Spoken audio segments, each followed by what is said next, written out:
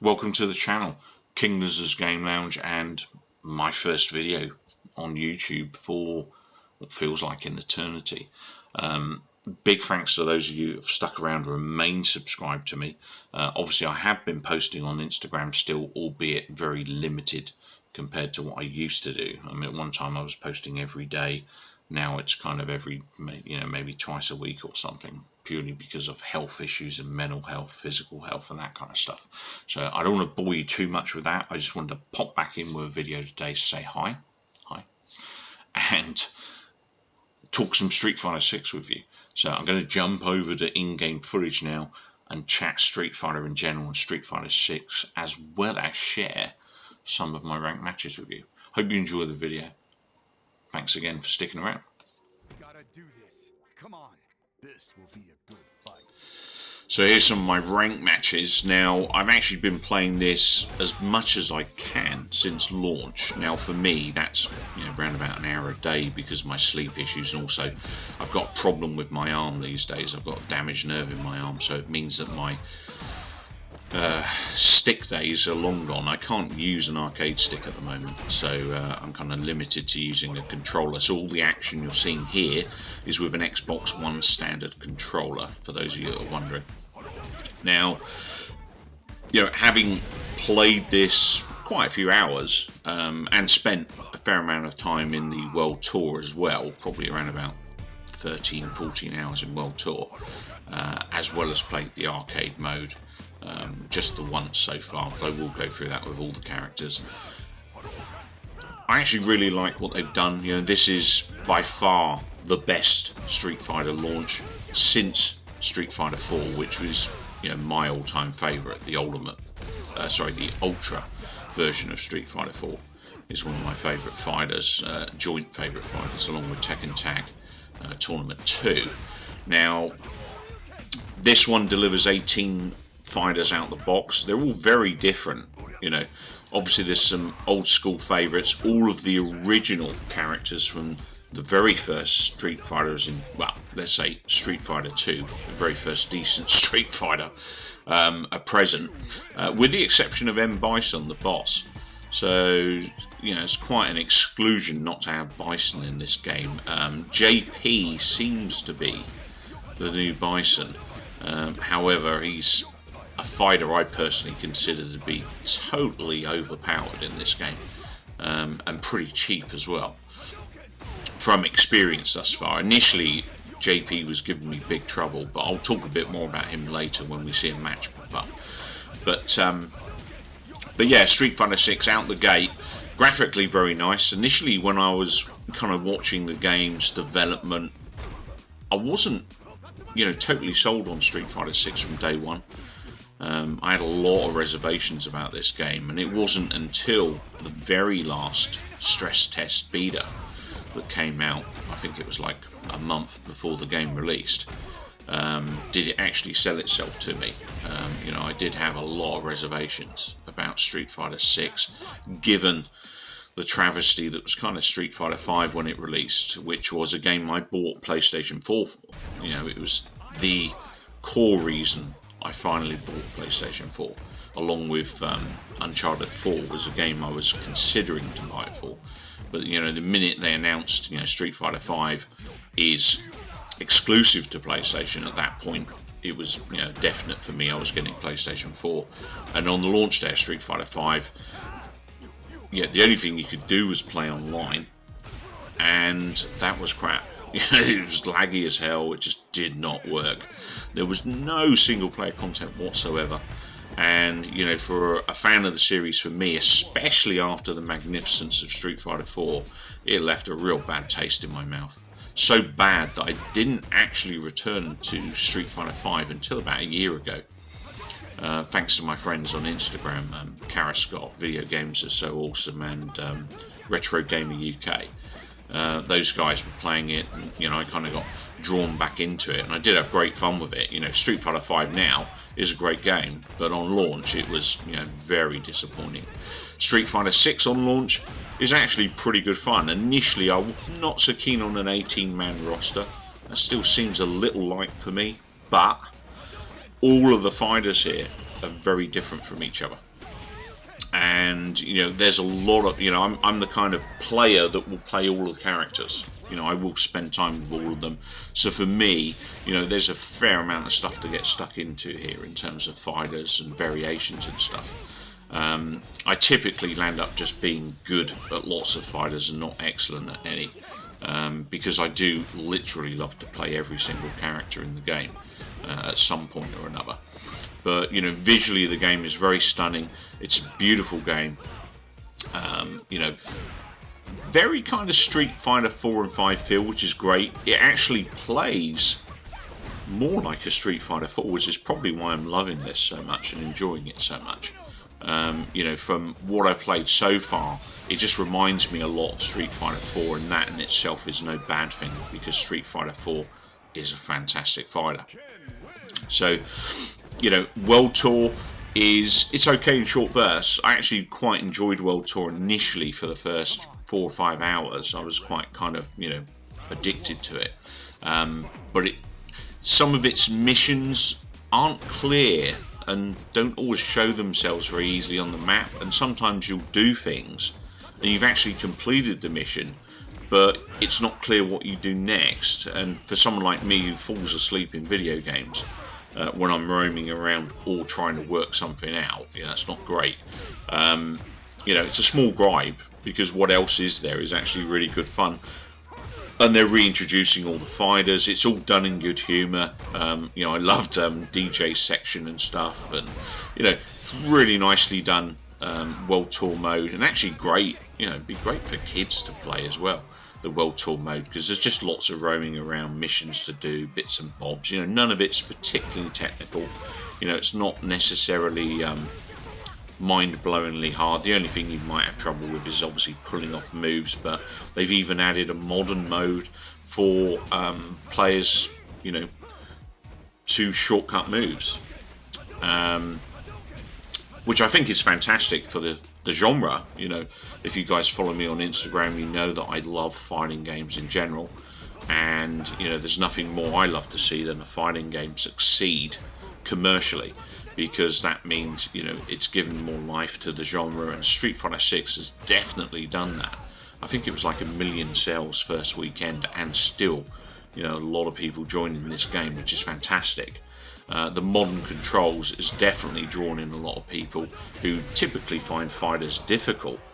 I suppose I don't want to sound like a sore old bear, but my biggest concern about modern controls is it's very easy to do stuff.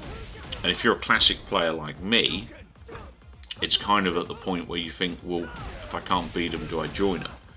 Because some modern players, I'm not bad at this game. I'm not a master or anything. I don't kid myself, but I'm probably better than your average bear, shall we say. And I've come up against new modern players who are clearly doing their rank up or something. They've just murdered me. I couldn't even get a move off. And a lot of them are quite repetitive with what they do. It's like they've learnt a combo that'll get 10 hits, and they'll just constantly use that. And some of the fighters in the game, have quite strong dive down aerial mechanics, which, are quite tough to block, especially when you're new to the game. But also, if you're like me, a Ken or a Ryu player, it's actually quite a tough draw to play against some of these new characters, because to me, a lot of them do seem a bit overpowered compared to what I'm using. Characters like Kimberly, they rush in manically mad. They get hit on you. You're in trouble if they're a modern player, and they're good at it, because they are gonna, wipe the floor with you pretty quick. Jamie's another character that's crazy fast, and also once they get a hit in, it's pretty hard to kind of stop, dropping to the floor. And here's another one, Cammy. Cammy is just brutal in the hands of a modern player. Also brutal in the hands of a good classic player as well. My mate Cheap Retro Korean plays Cammy. I'd had a few matches with him. Only actually won, I think it was 1 out of 8 or 6 matches we played. But we had some pretty tight matches compared to normal. We did perfectly a couple of times. But Cammy is pretty devastating in the right hands. And for a modern player, you know, I just start sweating when I see that M in the corner and Cammy turn up, or Jamie or Kimberly, because you know if they're half good with it, you're in trouble. So I guess my biggest reservation, I mean, one, I'm really happy that Modern has pulled in a lot of new players and a lot of new people that are actually playing this. But from a ranked perspective, I don't know. I'm not entirely convinced that Classic and Modern players should be playing together, because it's just so easy for a Modern player to pull off moves. You know, good example, there's a, I can't remember the exact number, but there's like a combo I was doing with Ken, and it was somewhere in the region of 30 to 32 moves for me. For a Modern player, it's hold the right trigger and hit the same button 5 times. I haven't even mixed it up with different buttons, you know, it's hit the B button 5 times. Anyone could do that, and it's devastating, you know, whereas I'm there trying to, you know, not miss junctures to hit this 32 hit, you know, 32 move combo. They're doing it holding a trigger and hitting 5 buttons. So, you know, for me, I don't know, I don't want to sound like a miserable old git, you know, because I'm losing matches to Modern players and stuff, but you know, there is a big advantage there, and even so now that some pro players are switching over. Now, I did take a look at Modern.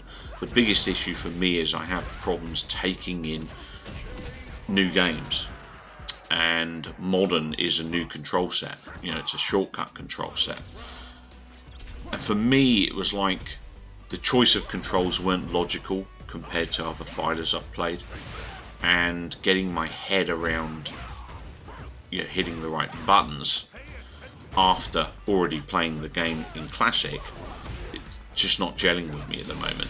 I just don't like it. I don't like the Modern moveset, to be frank.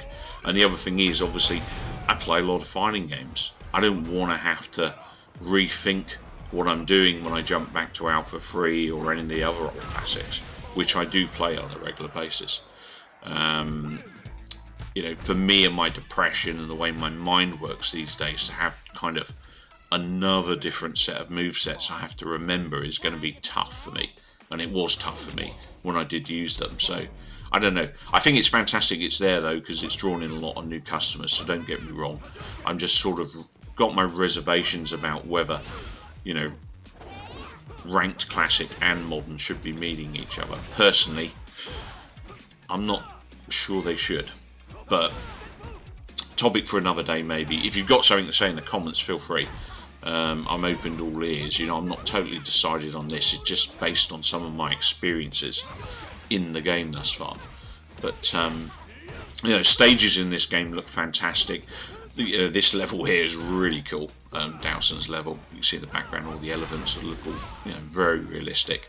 And you know, there's some other stages that are kind of like these big tournament areas with flags running off into the distance, and you know, some really gorgeous stages in here. I think for me, my biggest gripe, I don't dislike it, but the music in Street Fighter 6 for me is, you know, it's okay. It's not epic in any way. Maybe you'll unlock different music tracks and that. I'm sure that will happen. I do really like the hub system they've got in this game. So basically you go into a hub and the hub's full of arcades, and you can go there, play against other people in ranked or in casual, or you know, however you want to play, meet a mate in there, which is what I've been doing, and then just jump on an arcade and play together.